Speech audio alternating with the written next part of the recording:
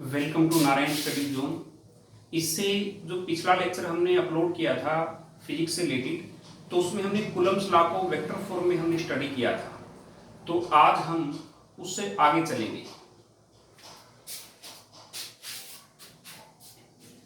Welcome to Narayan study zone. इससे पिछले lecture में हमने जो फिजिक्स का लेक्चर जो हमने अपलोड किया था उसमें कूलम्स लॉ को वेक्टर फॉर्म में हम कैसे लिखते हैं ये हमने सीखा था।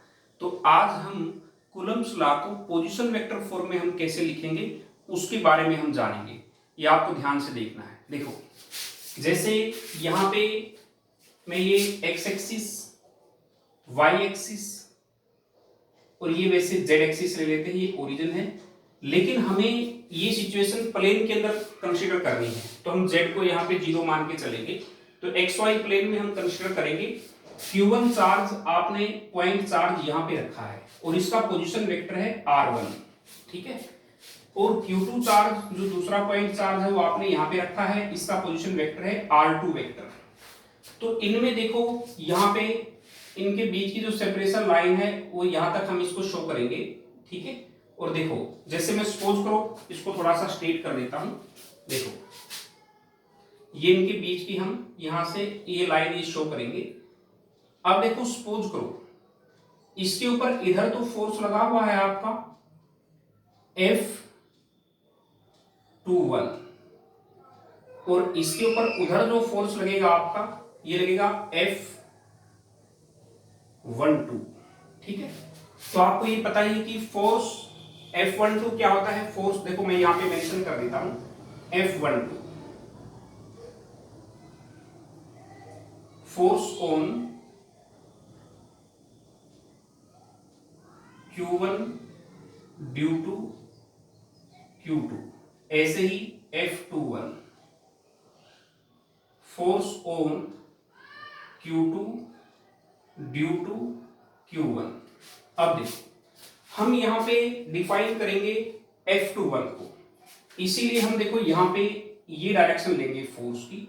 जो यूनिट वेक्टर लेंगे हम यहां पे R unit vector from 1 to 2। देखो, ये हम ऐसे लिखेंगे। आपने अगर इससे पिछला लेक्चर देखा होगा तो आपको आराम से समझ आ जाएगा। तो मैं यहां पे मेंशन कर देता हूं एज वी नो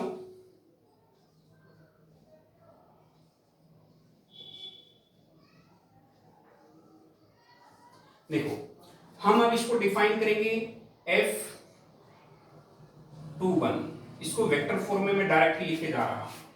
तो आपको पता है 1/4 pi epsilon naught Q1 into Q2 upon modulus of R। लेकिन देखो यहां पे जब 21 लेते हैं तो यहां पे 1 से 2 तक इसके मॉडुलस का स्क्वायर लेंगे हम, क्योंकि मैंने आपको बताया था कि R वेक्टर का डायरेक्ट स्क्वायर नहीं लिख सकते आप, मॉडुलस ऑफ R का स्क्वायर ही आप लिख सकते हैं, इसलिए हम मोड में लिख रहे हैं। और यूनिट वेक्टर हमने लिखा था डायरेक्शन शो करने के लिए, कहां से 1 to 2। और देखो, मैंने आपको बताया था कि किसी वेक्टर का यूनिट वेक्टर अगर आपको बनाना है तो उस पहले उस वेक्टर को लिखो और फिर उसके मॉडुलस से उसको डिवाइड कर दो, तो ये आपका यूनिट वेक्टर आ जाएगा। देखो, यहाँ पे R12 यूनिट वेक्टर का मीनिंग ये है। फिर आपने देखो इसको आगे लिखा 1/4 pi epsilon naught Q1 Q2 upon R12, इसको आपने ऐसे लिखा। अब देखो, यूनिट वेक्टर की जगह आप ये लिख देंगे, देखो इनटू यहां पे R12 upon modulus of R12। अब देखो ये क्या बन जाएगा आपका, यहां पे 1/4 pi epsilon naught Q1 Q2 upon R12 modulus, और इसका क्यूब लिख देंगे। देखो यहाँ पे basis are same, power can be added, यहाँ पे पावर 1 है, यहाँ पे पावर 2 है, तो इनको आप ऐड कर देंगे, तो यहाँ पे R12। अब देखो यहाँ तक हम पहुंच चुके हैं, इसको बोलेंगे हम Coulomb's law in vector form. लेकिन हमारा हेडिंग क्या है, you are to write Coulomb's law in position vector form. आपको कूलम्स लॉ को पोजीशन वेक्टर फॉर्म में लिखना है। अब देखो, यहां पे मैं थोड़ा सा लेंथ का कंसेप्ट आपको याद दिला देता हूं। वहां पे देखो, ये आपकी क्लोज्ड ट्राइंगल बन गई। देखो इसका ये क्लोज्ड हो गया। अब ये अगर आप इसको यहां पे मानेंगे ओ ए बी, देखो इसको मैं यहां पे मेंशन कर देता हूं, ये जस्ट लाइक ऐसे हो गया।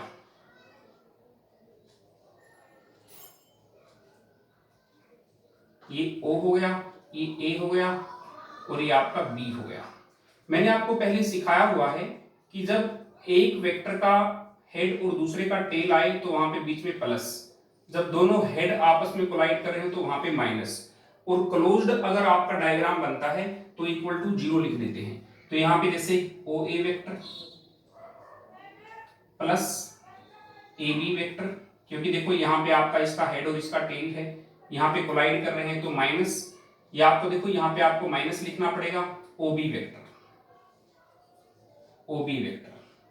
Is equal to 0 vector. This implies AB vector is equal to आपका क्या बन जाएगा, OB vector minus OA vector. और देखो AB वेक्टर, देखो आपका AB वेक्टर क्या है, यहां पे अगर आप इसको वेक्टर फॉर्म में लिखेंगे तो ये R12 वेक्टर है, ये यूनिट वेक्टर है, ये R12 वेक्टर है। तो हम R12 वेक्टर को इसका मतलब क्या लिख सकते हैं, OB वेक्टर आपका है R2 वेक्टर और OA वेक्टर आपका क्या है R1 वेक्टर। तो कहने का मतलब है यहां पे हम वेक्टर R12 को हम लिख सकते हैं R2 vector minus R1 vector. तो आप बस इनकी जगह ये रिप्लेस कर देंगे तो ये पोजीशन वेक्टर हो जाएगा। तो F21 vector is equal to 1/4 pi epsilon naught Q1 Q2 upon यहां पे R2 vector minus R1 vector, इसका मॉडुलस लेंगे और फिर Q, और यहां पे R2 vector minus R1 vector, आप इसको ऐसे लिख देंगे। तो ये आपका पोजीशन वेक्टर फॉर्म में हो गया कूलम्ब्स लॉ। ठीक है, अगर आप इसका अपोजिट लिखना चाहेंगे तो यहाँ पे F12 vector is equal to 1/4 pi epsilon naught Q1 Q2, ये ठीक इसके अपोजिट हो जाएगा R1 vector minus R2 vector, इसका आप क्यूब लेंगे और यहाँ पे R1 vector minus R2 vector. ठीक है, तो ये हम ऐसे लिख सकते हैं। तो ये हो गया आपका Coulomb's law in position vector form, ये हमने डिफाइन कर दिया है और इसको आपको ऐसे एक्सप्रेस करना है। अब हम कुछ कंसेप्ट आगे डिस्कस करेंगे जो आप 10th क्लास में भी पहले देख चुके हो, तो उनको मैं एक तरीके से, देखो आपको एक बार अपने आप से ये लिख के देखना है कॉपी पेन का यूज करके, इसको ऐसे नहीं कि आप अगर आपने पहले प्रैक्टिस नहीं की तो आपसे गलत हो सकता है ये। तो अब हम ट्राई करेंगे इससे नेक्स्ट कंसेप्ट, उसमें फिर आपको कुछ डेरिवेशंस आएंगे, उनसे पहले हम कुछ बेसिक्स के बारे में बात करेंगे, वो आपको ध्यान से सुनना है। ठीक है, यहां तक मेरे ख्याल से आपको क्लियर हो गया होगा, तो मेरे ख्याल से ज्यादा दिक्कत नहीं होनी चाहिए। ठीक है, अब देखो, अब हम इलेक्ट्रिक फील्ड की कंसेप्ट के बारे में बात करेंगे। Electric field, concept of electric field, concept of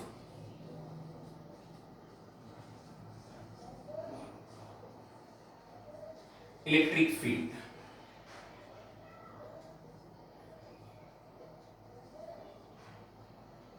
देखो एक्चुअली जब हम कोई चार्ज रखते हैं, जैसे +Q चार्ज हमने यहां पे लिया, तो इसके सराउंडिंग में, इसके स्पेस में अगर आप कोई दूसरा चार्ज लेके आते हो तो उस चार्ज के ऊपर फोर्स ऑफ अट्रैक्शन या फिर रिपल्सन होगा।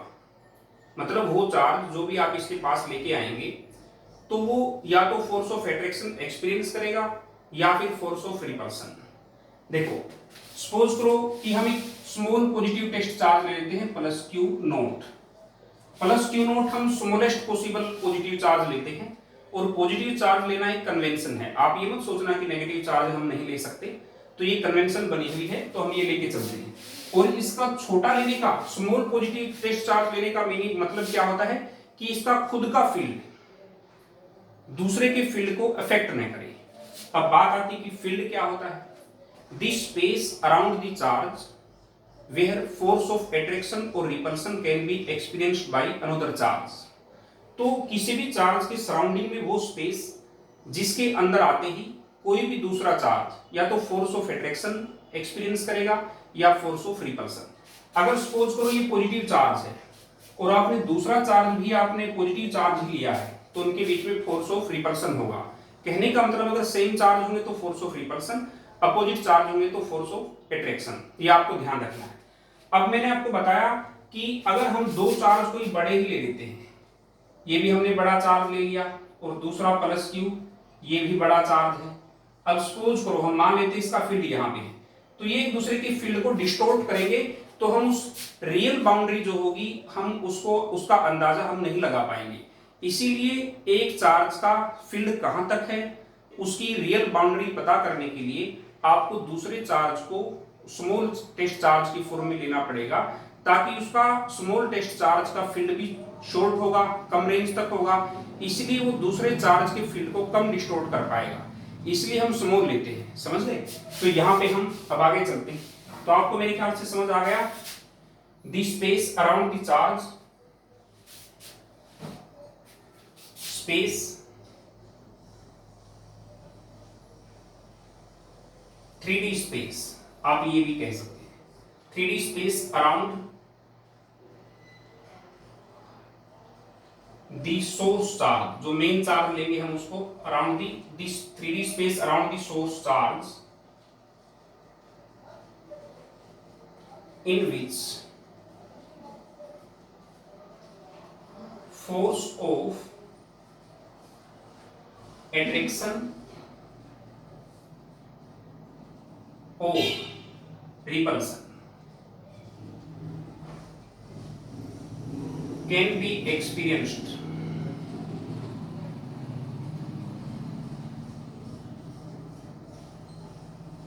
by another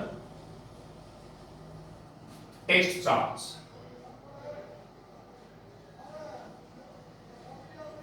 टेस्ट चार्ज की जनरल कन्वेंशन क्या है? प्लस क्यू नोट हम लेते हैं जनरली, ठीक है, ये कन्वेंशन है। 3D space around the source charge, source charge मैंने इसलिए यहाँ पे लिखा क्योंकि ये मेन बड़ा चार्ज है, इसी का फील्ड हम निकालना चाहते हैं। इन विच फोर्स ऑफ अट्रैक्शन और repulsion can be experienced by another charge, ये हम इसको मेंशन करेंगे। समझ गए? तो यहाँ तक मेरे ख्याल से आपको समझ आ गया होगा। अब देखो, अब मैं इसको थोड़ा मैथमेटिकली डिफाइन करता हूं वैसे ही, अब मैं मॉडुलस में लेके चलता हूं इसको।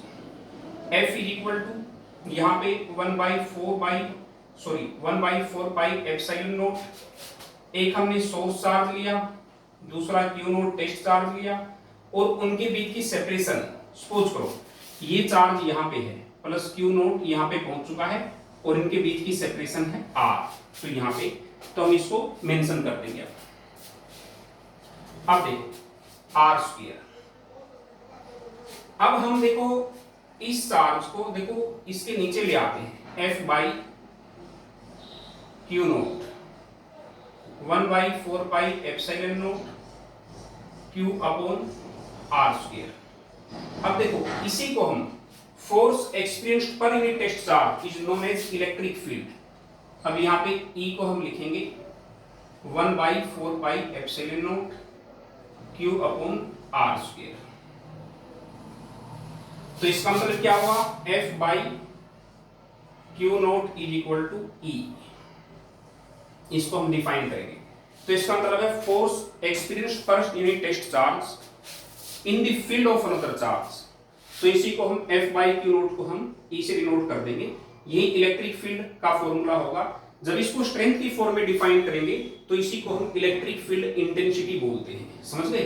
तो मेरे ख्याल से आपको यहाँ तक समझ आया होगा। मैंने इसको ज्यादा कॉम्प्लेक्स बनाने की कोशिश नहीं की है, अगर मैं इसको बहुत कॉम्प्लेक्स बना के इसको आपको रिप्रेजेंट करता तो आपको दिक्कत हो सकती है। तो ये आपको आसानी से समझ आएगा, इसमें कोई ज्यादा वो नहीं है कि मैंने लिमिट लगा के नहीं लिखा, तो उसमें हालांकि लिमिट बना के लिखते हैं, तो लिमिट में क्या लिखते हैं? क्यू नोट टेंड्स टू 0, उसमें ऐसा लिखते हैं। लेकिन हमें स्मॉलेस्ट पॉसिबल चार्ज लेना है, जो 1 कूलम हो सकता है, आप उसको ले सकते हो। तो उसी से आप देखो, इसको शॉर्ट लेने का मतलब यही है कि ये सोर्स चार्ज के फील्ड को डिस्टॉर्ट नहीं कर सके और उसकी रियल बाउंड्री हमें बताए। तो ये मैंने आपको बताया है, मेरे ख्याल से आपको समझ आ गया। और फिर नेक्स्ट क्लास में हम डिस्कस करेंगे कि इलेक्ट्रिक फील्ड जो होता है, तो हम इलेक्ट्रिक डाइपोल की वजह से उसको कैसे डिस्कस करेंगे, उसके डेरिवेशंस आएंगे आपके। तो फिर आगे डेरिवेशन पार्ट स्टार्ट हो जाएगा। इसे नेक्स्ट क्लास में मैं आपको इलेक्ट्रिक फील्ड से रिलेटेड, इलेक्ट्रिक फील्ड लाइन से रिलेटेड कुछ मैं आपको बताऊंगा, तो उनको आपको डिटेल से एक तरीके से सुनना है। वो मैंने नोट्स भी आपको जो प्रोवाइड किए थे उनको आपको ध्यान से देखना है। ठीक है, थैंक्स फॉर वॉचिंग।